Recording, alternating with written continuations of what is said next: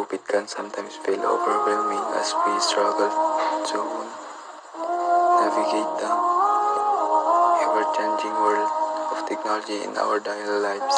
However, with the perseverance and the willingness to learn, we can unlock the countless advantage that technology has to offer.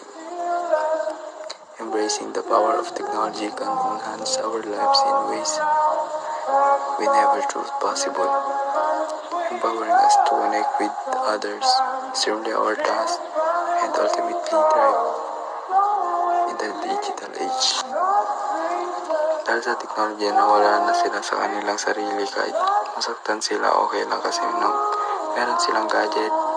Like this video, wala na silang ginawa kundi mag-gadget. Makikita dito sa video na yung bata is walang magawa dahil nalala ng ano-ano na lang ang itinuturo nila sa sarili nila.